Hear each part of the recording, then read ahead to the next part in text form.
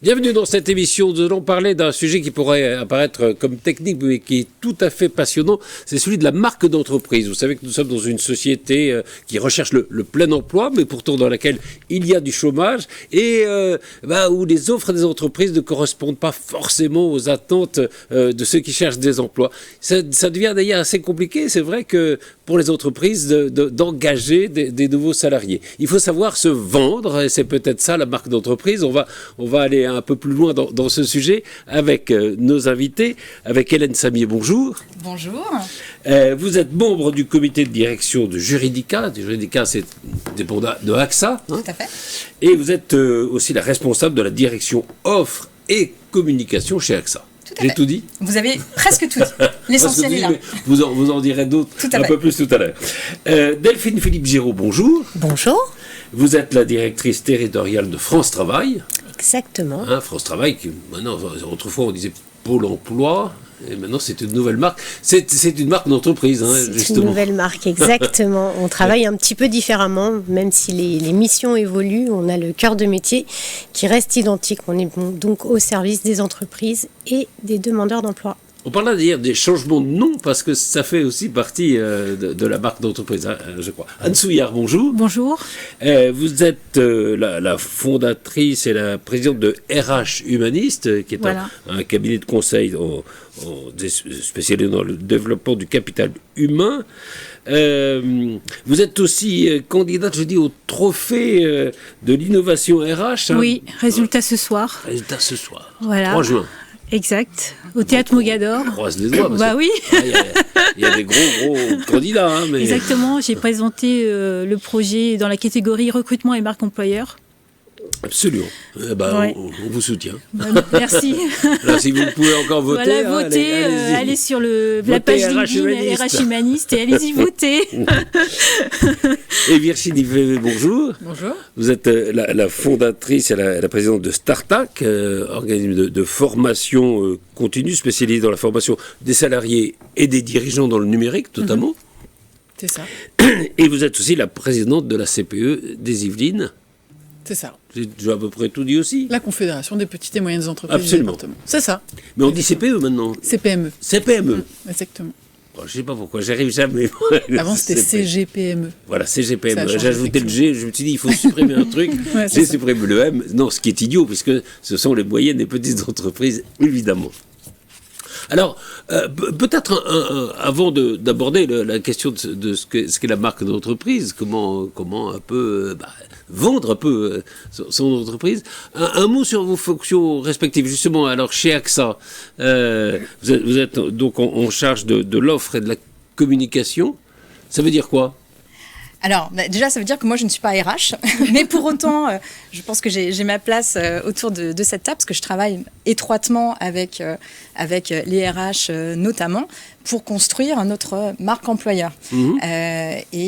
Puisque je pense qu'on va l'aborder assez rapidement, il faut la construire, mais ensuite, il faut aussi communiquer, la faire vivre, et ça repose aussi sur des savoir-faire de plus en plus liés au domaine du marketing et du digital.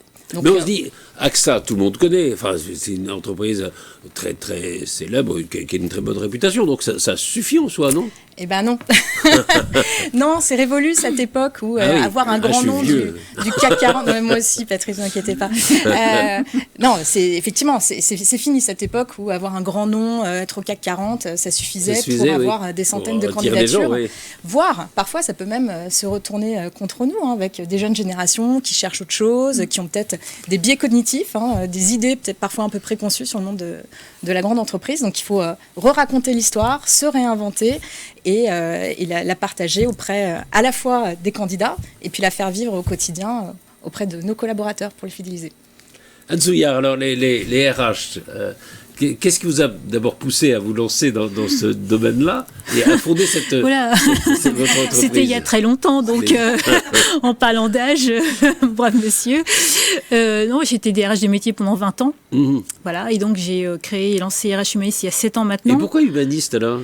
Parce que pour moi, l'homme avec un grand H est au cœur de chaque processus RH, au cœur de l'entreprise, et on apporte chacun notre contribution pour faire fonctionner une entreprise et la conduire au succès. Et là, je pose une question que je pose aussi à Delphine Philippe Giraud. Est-ce que c'est vrai, alors on l'entend beaucoup, hein, que les entreprises ont du mal à recruter aujourd'hui. Est-ce que vous le sentez dans vos fonctions et Delphine? Oui, également, oui. Mais après, c'est toute une question de... Déjà, il faut partir d'un diagnostic clair de comment, on va sourcer les candidats et quelle est la bonne stratégie après à adopter pour les accompagner au mieux et d'aller retenir, d'attirer les talents. Donc, c'est vraiment partie de cette fameuse marque employeur dont on va parler. Delphine, là-dessus, est-ce qu'il y a un gap, un fossé entre les attentes des entreprises et puis les attentes des gens qui sont en recherche d'emploi? Oui, en tout cas, il y a une réalité sur les difficultés de recrutement, puisque en termes de ressenti, on a l'enquête BMO besoin main-d'œuvre qui vient de sortir. Et sur le département des Yvelines, on a un peu plus de 60% des entreprises qui souhaitent recruter, qui annoncent pour elles que c'est des recrutements difficiles. Ah oui. Donc, effectivement, le ressenti est là. On peut se poser comment on explique ça? Parce qu'il y a encore un taux de chômage qui est à peu près à 7,5%, qui est quand même assez important par rapport même à d'autres pays européens.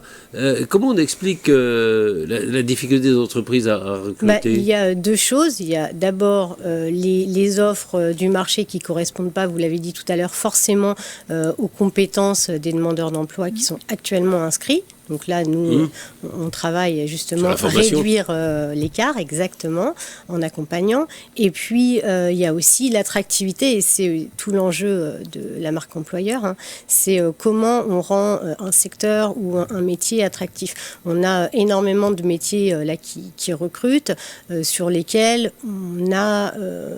collectivement des a priori, des préjugés. On a peut-être aussi une vision soit erronée, soit un petit peu obsolète des secteurs d'activité, et on travaille auprès justement des entreprises pour qu'elles puissent faire connaître leur secteur, leur métier, et puis se faire connaître elles-mêmes, d'où l'intérêt aussi de travailler cette marque employeur, puisque dans un marché concurrentiel comme c'est le cas aujourd'hui, il faut sortir son épingle du jeu, et pour sortir son épingle du jeu, il faut savoir attirer les talents.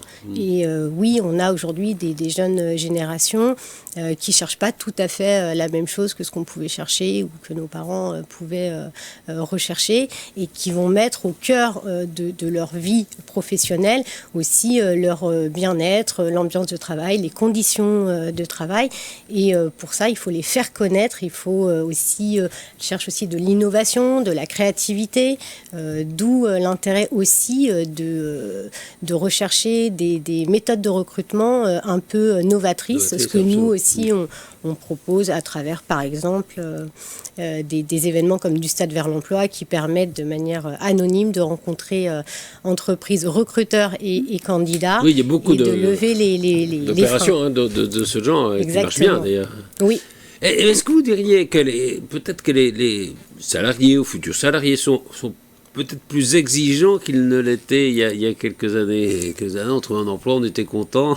Disons que c'est une autre exigence. C'est une autre exigence. C'est pas les mêmes exigences aujourd'hui quand on est en couple. Les deux travaillent, il faut allier vie privée, vie professionnelle. Ça soit trop loin. Exactement. On est aussi dans des carrières très évolutives avec moins cette idée qu'on va passer 20 ans, 30 ans, 40 ans dans la même entreprise, parce qu'on déménage, parce qu'on a des projets de vie qui changent, parce qu'on a aussi des envies qui évoluent. Donc les métiers évoluent. Vous direz, d'une façon générale, que le projet de vie est peut-être plus important aujourd'hui que le simple travail. Enfin, il englobe en tout cas Exactement, c'est ce que j'allais dire. Il englobe, c'est-à-dire que le travail fait partie d'un projet de vie plus large et non pas le projet professionnel qui se suffit à lui-même et qui est le projet de vie. Non, aujourd'hui, on a un projet de vie. Dans ce projet de vie, il y a plusieurs choses. Ça s'inscrit le travail. Voilà. Exactement. Anne Souillard, vous êtes je pense, d'accord sur cette analyse. Hein. Complètement. C'est ce que vous ressentez. Oui, complètement. Ouais. Ça fait partie inhérente de la vie. L'équilibre vie professionnelle et vie personnelle est effectivement un critère maintenant incontournable. Et en plus, les compétences, on va dire, doivent se renouveler, on va dire, toutes les 3 ans. Donc effectivement, les carrières longues, maintenant, c'est terminé. Il y a malgré des exceptions. C'est quoi on connaît le temps moyen dans lequel les gens restent dans des entreprises, la durée moyenne? Moi, j'ai pas cette analyse. Mais ça a tendance à se raccourcir, comme ça, vu de. En tout cas, nous, pour les. C'est très variable, oui, bien sûr. Là, par exemple, AXA, qui est un très grand groupe, on peut avoir plusieurs vies au sein de la même. Il y a aussi, la mobilité, et ça, c'est aussi ça dépend des entreprises auxquelles on appartient. Virginie Févé, alors, Startac forme les chefs d'entreprise, les salariés, à la communication par les réseaux sociaux notamment. Ça aussi, c'est nouveau. Enfin, c'est assez nouveau, mais c'est très important de savoir dominer justement les réseaux sociaux, de savoir raconter une histoire aussi, qui est l'histoire non seulement une histoire personnelle, mais qui est aussi l'histoire des entreprises. Il y a un vrai sujet, effectivement.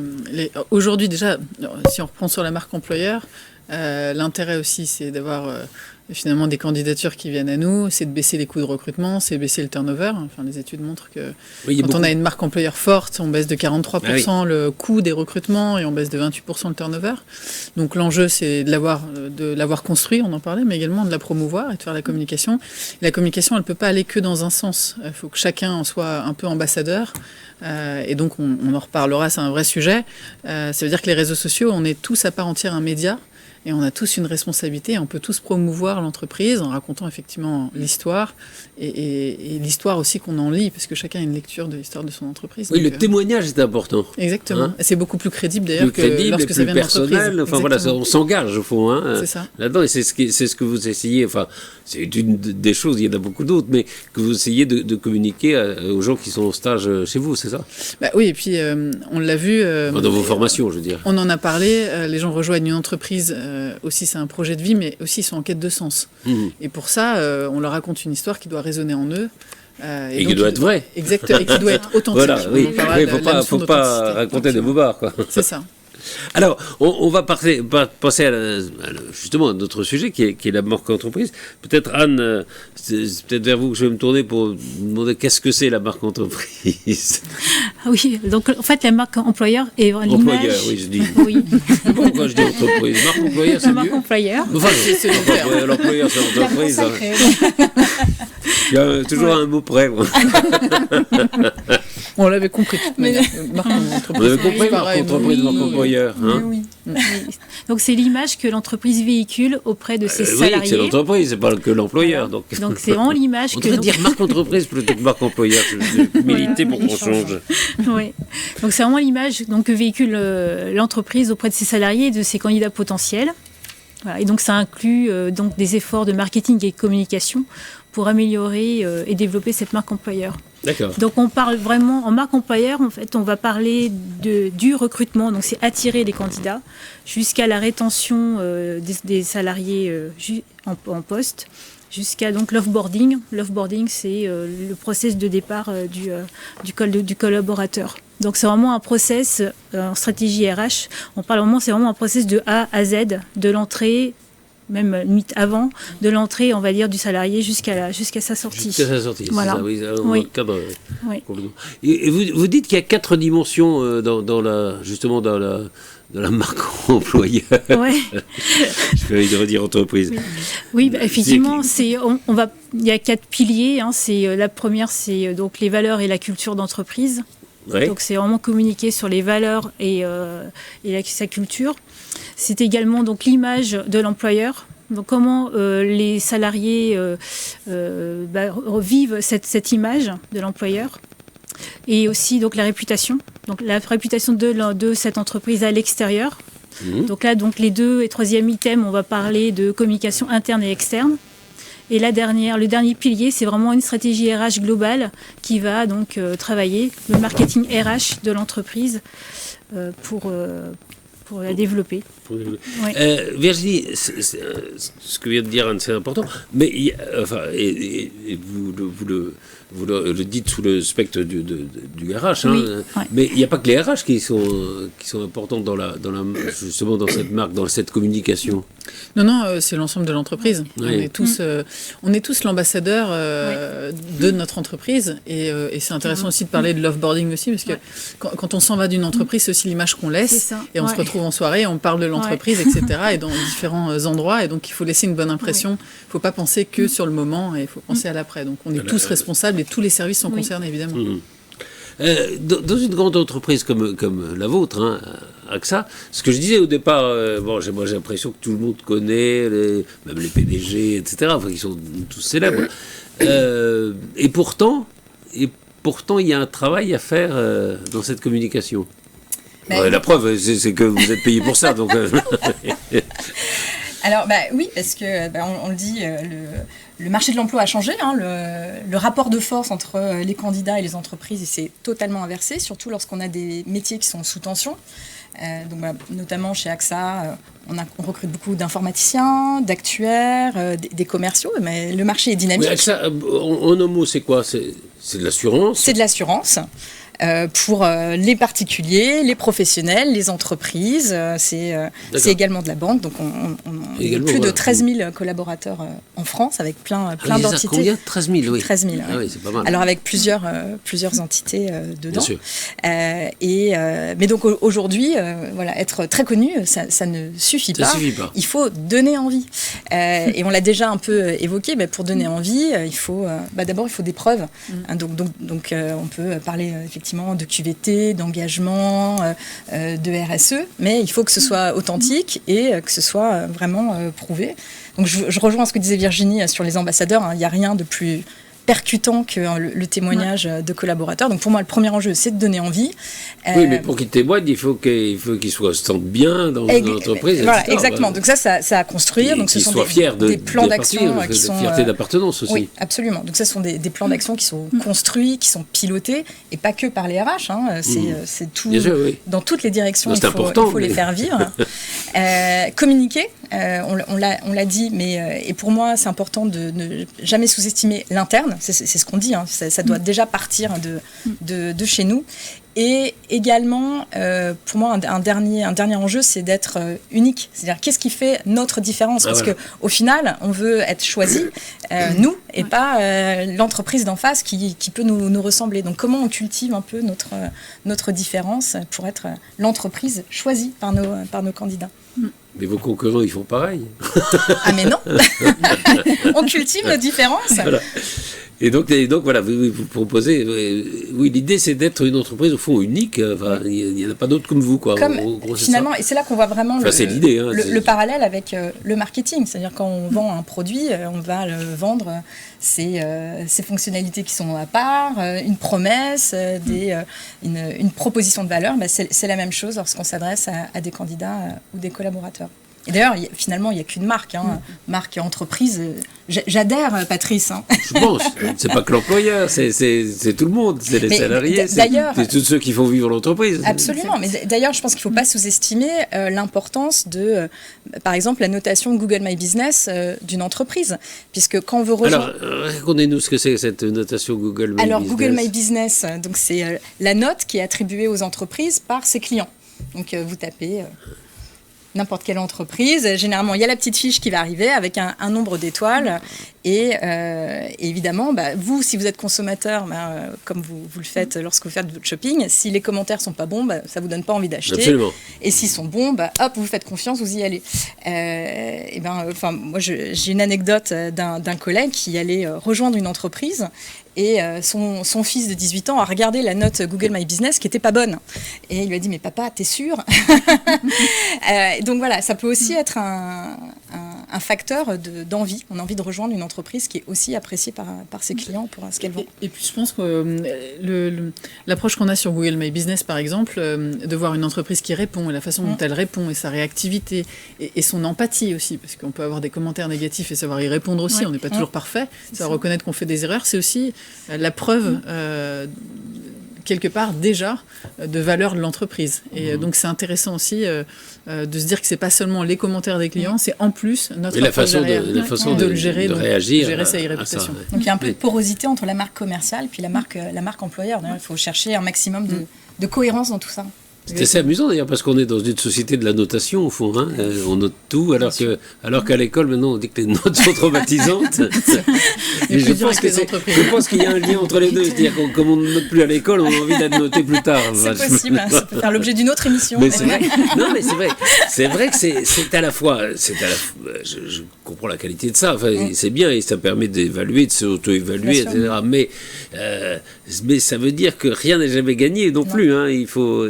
Il faut toujours, chaque jour, remettre le... Ouais, la marque employeur, c'est vivant. Hein. Donc, effectivement, on va partir d'un diagnostic. Donc, on va le faire à un moment T. On va construire des plans d'action, tout en restant authentique, en partant de ses forces. Mais il faut faire le point régulièrement.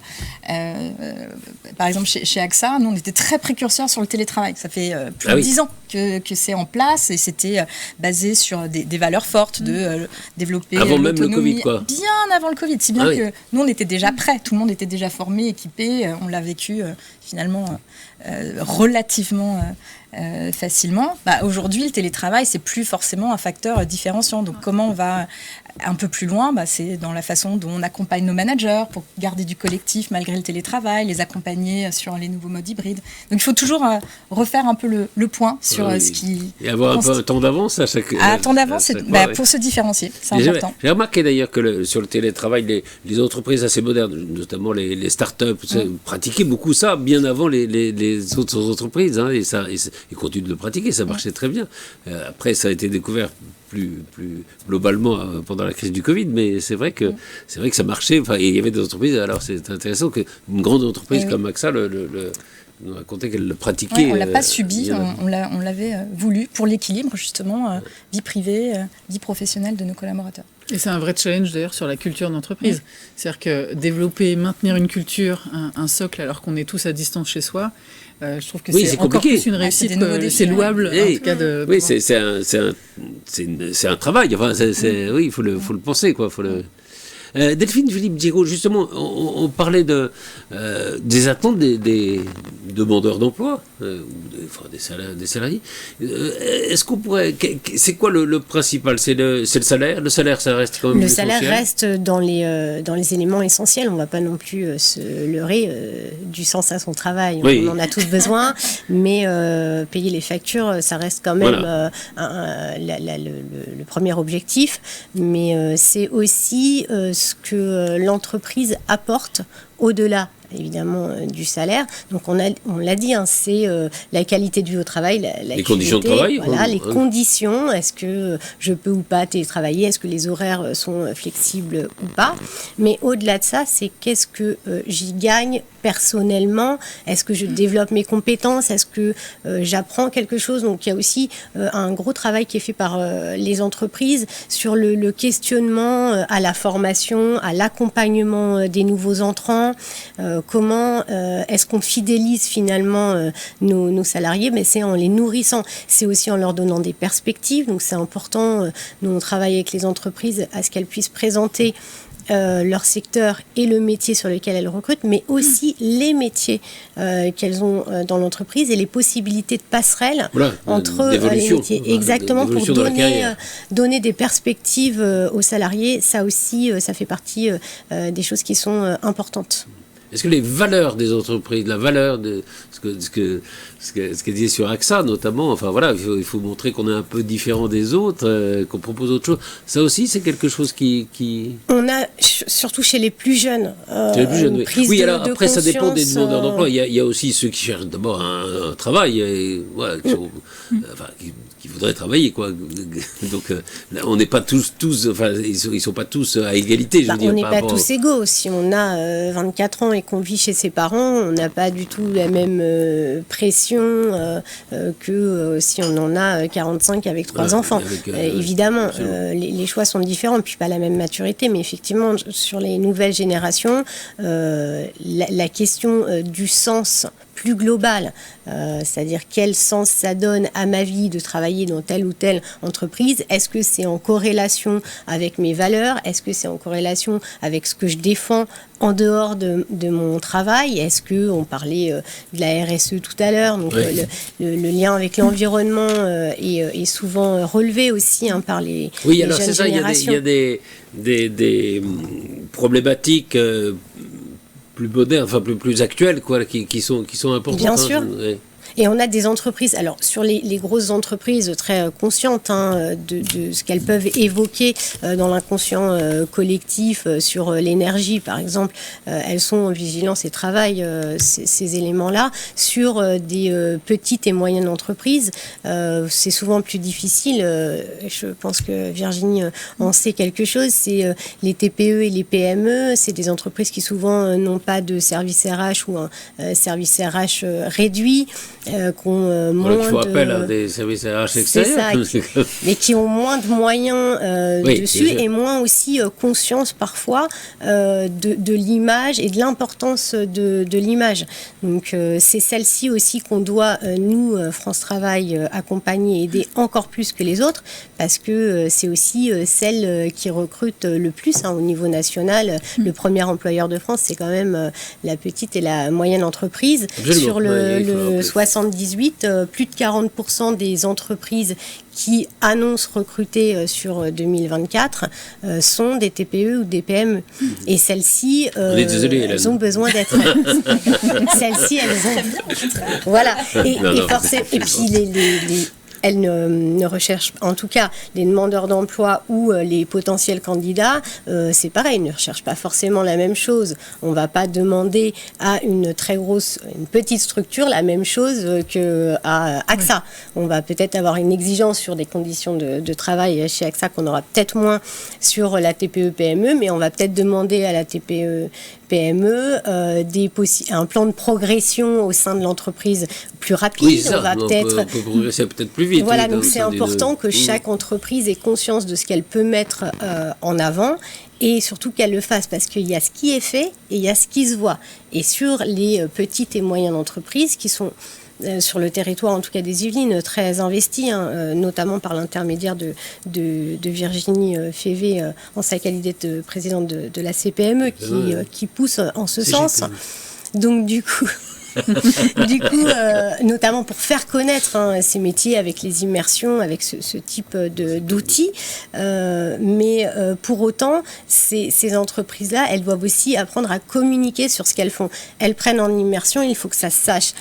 Elles font des recrutements inversés, innovants, il faut que ça se sache. Et c'est là où France Travail, nous, si on aide à donner des moyens et à donner des idées, de la créativité sur les modalités de recrutement, c'est aussi avec l'intermédiaire de leurs structures comme la CPME ou d'autres, la FFB ou d'autres représentants, et aussi par l'intermédiaire des réseaux sociaux sur lesquels il faut absolument qu'elles apprennent aussi à se mettre en valeur. Et ça, c'est moins intuitif, je pense, chez les TPE, PME, d'où l'intérêt des organismes comme le tien, Virginie. France Travail est sur les réseaux sociaux ? Oui. Oui, hein. Oui, on y travaille. Non, on se moque parce que pas suffisamment. Encore suffisamment, mais... En tout cas, je dois, en ce qui me concerne, effectivement, travailler sur la communication. Je passe beaucoup de temps à accompagner finalement les entreprises, mais l'image de France Travail est également à travailler. Anne-Souillard, dans justement cette marque... employeur, ça sert évidemment à fidéliser les salariés dans l'entreprise, mais aussi, puisqu'on parlait de ça, à recruter, quoi. Oui. Est-ce qu'on vous demande, est-ce qu'il y a des entreprises qui vous demandent justement comment faire pour attirer Oui. En fait, on accompagne également donc effectivement les PME, les TPE, PME, qui ont vraiment effectivement parfois besoin d'avoir des conseils sur comment mettre en avant cette marque employeur. Et donc, c'est vrai qu'on va accompagner aussi sur la façon dont mieux recruter et également aussi donner des préconisations sur comment retenir, entre guillemets, le salarié. Donc ça passe... moi, ce que je dis souvent, c'est que ça passe surtout par l'écoute. Le manager de demain étant de plus en plus doit être en proximité avec ses équipes. Donc, ça passe par l'écoute active. Ça passe aussi par l'accompagnement de son parcours. Donc là, on va parler plus de plans de formation, de développement de compétences à la fois techniques, mais surtout des compétences dites soft skills, des savoir-être. Donc effectivement, on met le focus sur là pour fidéliser les salariés, on va mettre des focus sur ces actions entre guillemets RH. Alors, oui. Donc ça, oui, c'est important. Oui. Alors. Comment une fois qu'on a, il faut d'abord la définir, la marque employeur. Qu'est-ce que, ce que vous disiez, c'est-à-dire que au fond, qu'est-ce que c'est mon entreprise, qu'est-ce qu'elle a de plus par rapport aux autres, dans quel domaine elle est unique. Enfin voilà, ça c'est un peu la définition. On pourrait dire ça. C'est une définition de marque employeur, ça peut être ça. Vous êtes d'accord ? Et alors après, et comment on promeut tout ça ? Alors, il y a les réseaux sociaux, c'est évidemment très important. Déjà, il y a un chiffre, c'est que 87% des candidats vont d'abord enquêter sur l'entreprise sur les réseaux sociaux. Donc, oui. Ça veut dire que aujourd'hui, si on n'a pas une page LinkedIn, si on n'est pas présent sur les réseaux, ça peut tout de suite intriguer. À l'époque, on disait que c'était les recruteurs qui allaient googler les candidats, mais aujourd'hui, il y a également les candidats qui vont googler les entreprises. J'irai même plus loin. Parfois, on va chercher le profil de la personne qui recrute. Exactement. Du manager qui recrute dans son équipe. C'est stratégiquement très, très intelligent. Bah oui. Bien connaître son interlocuteur avant de le rencontrer, c'est quand même une première démarche. C'est d'ailleurs ce qu'on fait dans les ateliers avec France Travail, qui veut être mon boss. On a effectivement accompagné des demandeurs d'emploi. C'est quoi qui veut être mon boss ? C'est de la mise en relation de gens qui en recherche d'emploi et d'entreprises qui recrutent, c'est ça ? Ça va plus loin. C'est un atelier qu'on a construit avec France Travail dans la démarche effectivement de se dire aujourd'hui les réseaux sociaux c'est le canal ultime pour aller rencontrer des employeurs, des recruteurs. Et donc, on accompagne des demandeurs d'emploi. On a fait 4 sessions avec France Travail l'année dernière. On accompagne des demandeurs d'emploi à se servir des outils numériques pour aller se rendre visible, déjà, puisque première chose, d'avoir un profil à jour avec les compétences, etc., d'utiliser quelques outils très pertinents comme Canva aussi pour faire un CV qui tienne la route, mais également d'aller pouvoir rentrer directement en contact avec les employeurs qui les intéressent pour leur transmettre leur motivation. Et c'est vrai que les résultats sont assez significatifs. Oui, sont bluffants. Vous sentez une... Oui, effectivement, là sur les sessions qu'on a pu mettre en place, on a un taux, comme je dirais, de sortie positive, c'est-à-dire de personnes qui rencontrent une entreprise et qui sont embauchées, qui est très important. Et on voit que ces ateliers-là, non seulement ça permet évidemment de se faire connaître, mais aussi d'oser. Donc en termes de confiance en soi, c'est parfois ce qui manque, et souvent ce qui manque aux candidats, mais c'est également ce qui peut manquer à l'employeur. C'est cette communication, d'oser dire qui on est, voilà. Quelles sont les valeurs de mon entreprise, d'oser aller chercher. Et c'est vrai que sur certaines petites entreprises, finalement les patrons qui sont un petit peu, et les RH, et ceux qui font à peu près tous les métiers, n'y voient pas tout de suite l'intérêt, ne comprennent pas en quoi pour eux c'est très important d'en dire un petit peu plus sur qui ils sont. Donc finalement, c'est pas une habitude très ancrée dans notre mentalité, en tout cas en France. Enfin, je pense, on travaille, on se dit ça suffit, voilà ce que je fais. Un employeur se dit souvent, c'est clair en fait, mon entreprise c'est marqué dessus, elle fait ça, je cherche quelqu'un, c'est tout. Alors qu'effectivement, il faut aller un petit peu au-delà. Et Virginie disait, c'est vraiment de part et d'autre. C'est-à-dire que depuis quand vous, comme ça, vous avez le sentiment que ça a évolué, ça va changer un peu, ce genre de... Depuis quand Est-ce que c'est l'arrivée des réseaux sociaux, justement ? En tout cas, ça a accéléré forcément les choses. Et ça ne fait que s'accélérer. On voit bien le système de notation qui existe partout. On voit que de plus en plus d'entreprises font appel à des baromètres sociaux pour évaluer la qualité de vie au travail. Pourquoi ? Parce qu'elles ont aussi besoin de mettre en place des choses pour garder leurs salariés, pour en attirer de nouveaux. Ça veut dire que toutes ces questions-là, candidats, oui, on est dans une accélération et il faut... Oui, une accélération. Je vais revenir sur le process, sur les réseaux sociaux. Et effectivement, en fait, maintenant, le candidat, le processus de recrutement, en fait, doit être de plus en plus fluide et rapide. C'est-à-dire qu'un candidat va utiliser son portable pour candidater. Donc l'employeur, entre guillemets, en face, doit avoir effectivement aussi... On n'écrit plus une lettre à la main Moins. On doit avoir en fait un site internet digne, entre guillemets, qui doit être... voilà, parce que ça fait partie... le candidat, en fait, doit aller tout de suite sur la page carrière.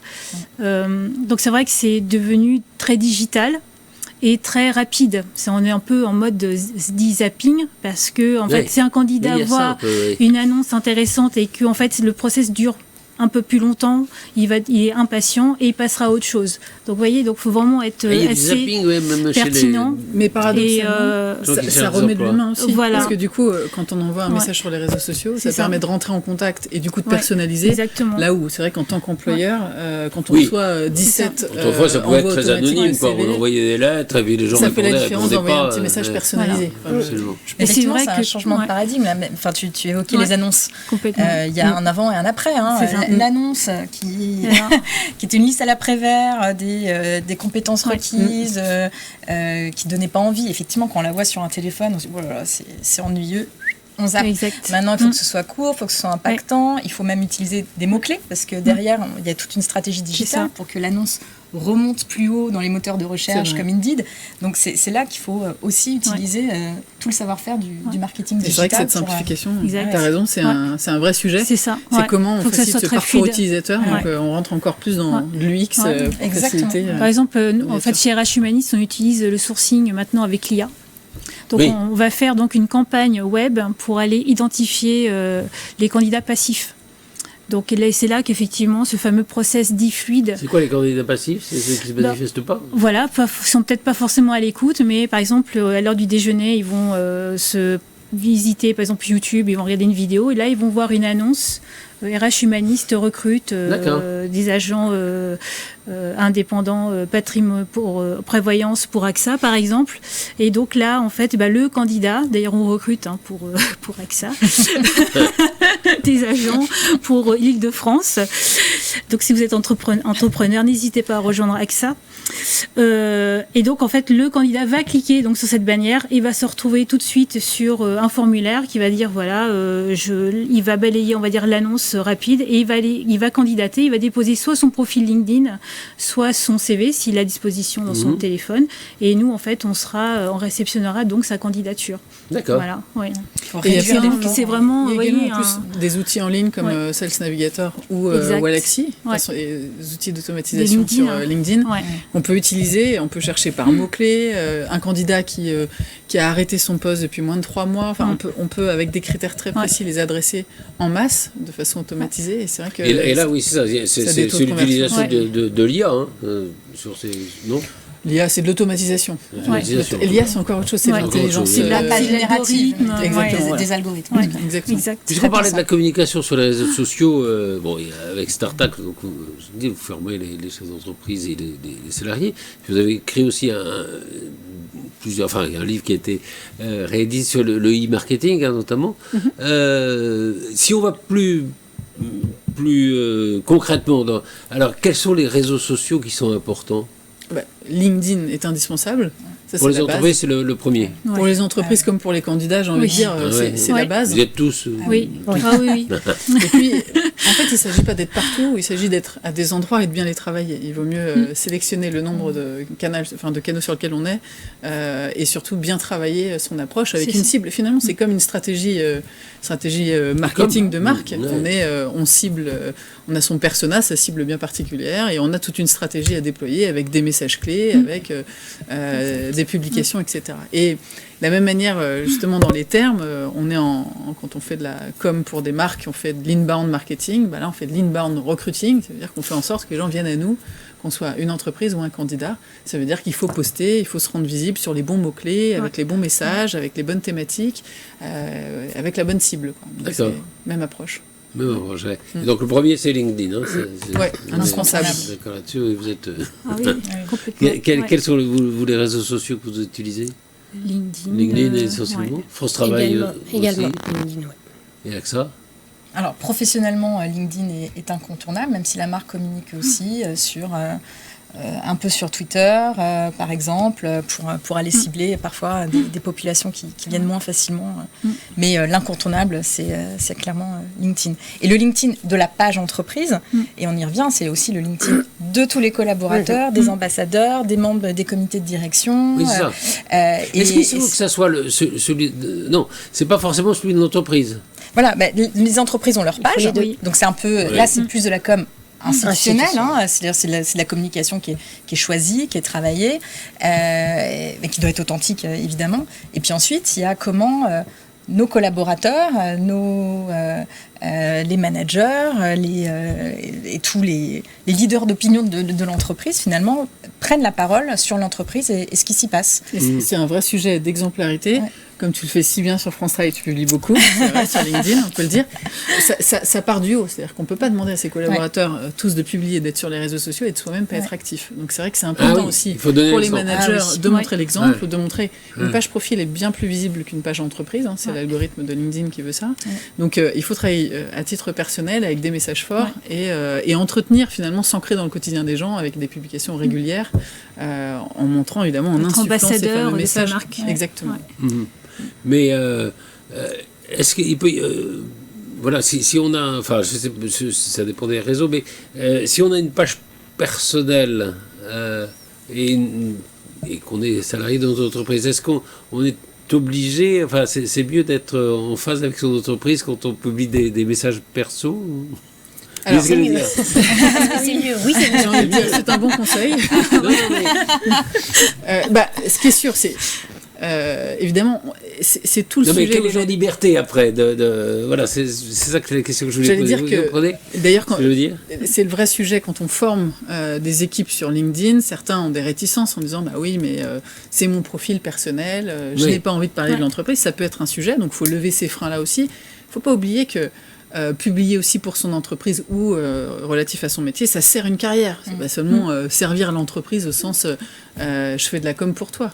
C'est aussi se dire je suis aussi marketing de soi. Exactement. Et c'est important. C'est aussi son personal branding et donc c'est la suite aussi de sa carrière qui va en dépendre. Il faut essayer de ne pas être négatif vis-à-vis de l'entreprise pour laquelle on travaille. Quoi. Il y a quand même une limite. Ça se verra en tout cas. Sur le coup, tout dépend de la taille de la communauté, mais ça reste une liberté. Justement, est-ce qu'il y a ce besoin de communiquer à travers les réseaux sociaux? Est-ce qu'il n'y a pas parfois le risque d'en faire trop? Grit-washing. On appelle le grit-washing, oui, c'est ça. Alors oui, effectivement, le grit-washing, c'est la version marque employeur, du social washing, du greenwashing. Oui, donc c'est ce prérequis absolu qu'on a cité assez rapidement, c'est l'authenticité. Donc voilà, ce qu'on dit, c'est ça. Faut pas raconter n'importe quoi. Voilà, ça se verra par les candidats dès qu'ils viendront dans pas de vendre ce que vous n'êtes pas, quoi. Exactement. C'est casse-gueule, et ça se retournera contre l'entreprise, mais même au centre du. Donc c'est vraiment la chose à ne pas faire. C'est un pari perdant. Et ensuite, il y a le trop, et puis ensuite, pour moi, il y a le trop peu, c'est-à-dire si on survole ces sujets-là en ne restant que sur des sujets de communication, de c'est fun de travailler chez nous, etc.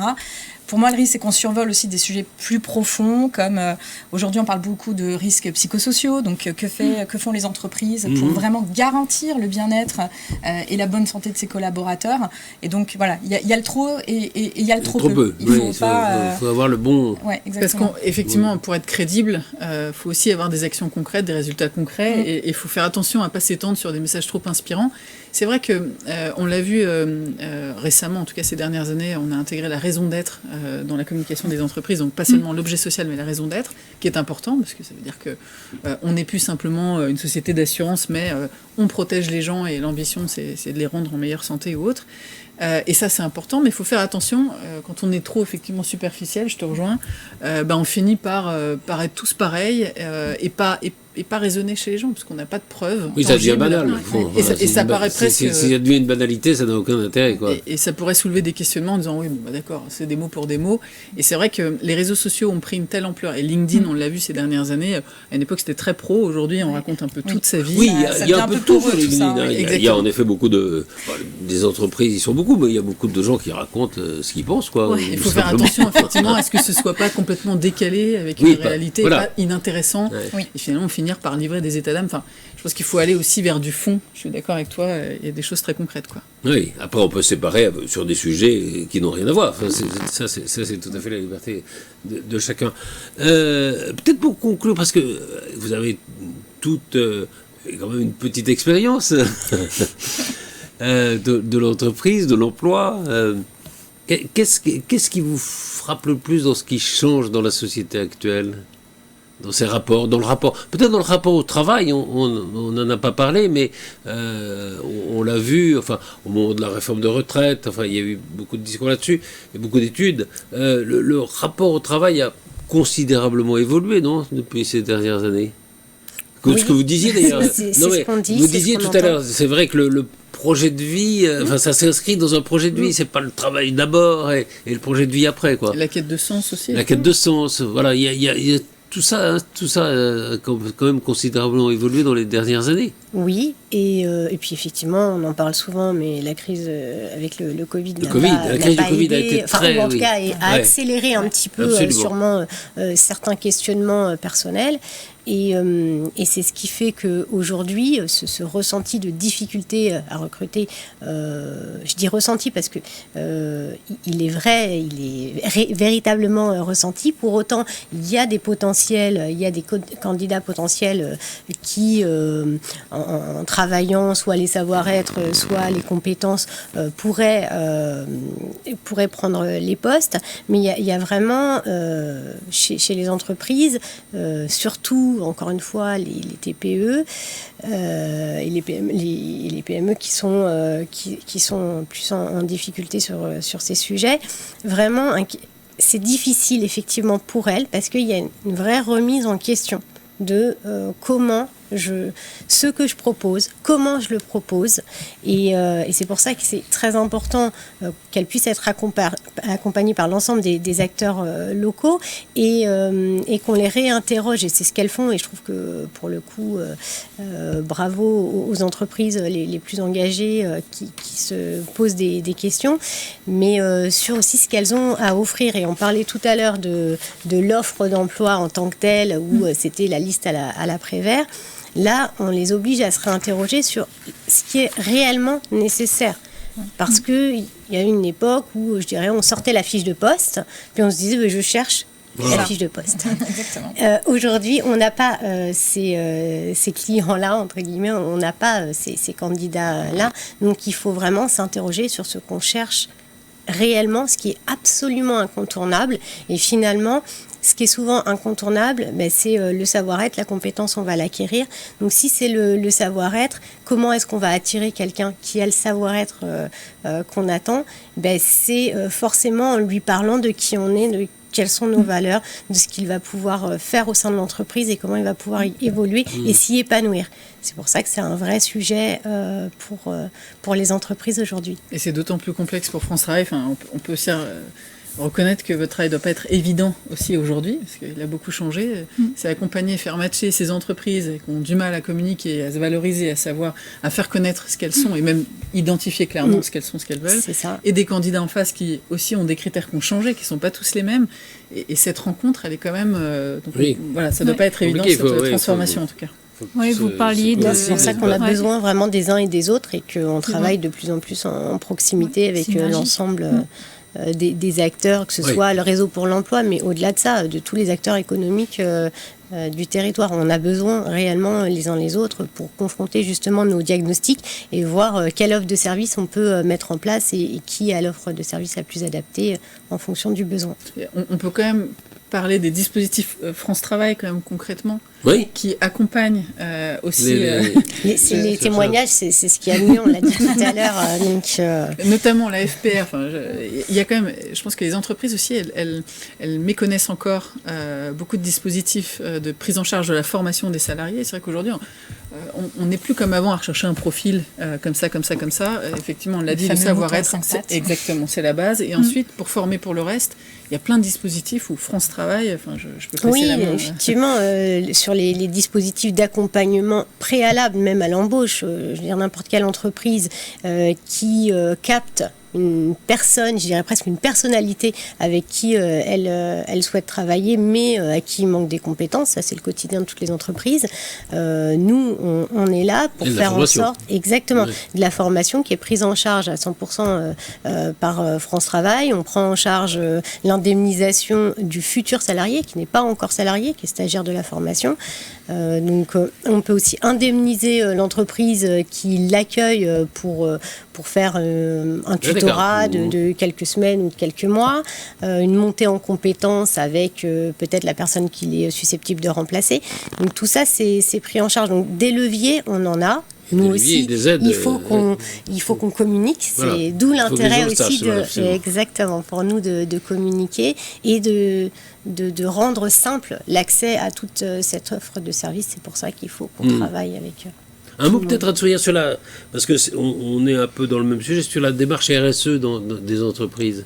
Oui, je voulais juste revenir sur la question précédente. Si vous y tenez, allez-y. Oui, non, mais ce que je voulais vraiment préciser aussi, c'est que le véritable enjeu, pour moi, après, voilà, je n'ai pas la vérité avec un grand V, le véritable enjeu, on va dire, d'aujourd'hui et de demain, c'est avant tout, c'est comment, on va dire, trouver sa place en tant que candidat, en tant que salarié, et aussi en tant qu'entreprise, face à cette digitalisation et surtout cette arrivée de l'IA, qui va clairement, on va dire, changer les métiers. Là, ça commence tout juste, mais ça va vraiment. Il y a des métiers qui vont disparaître, d'autres qui vont apparaître.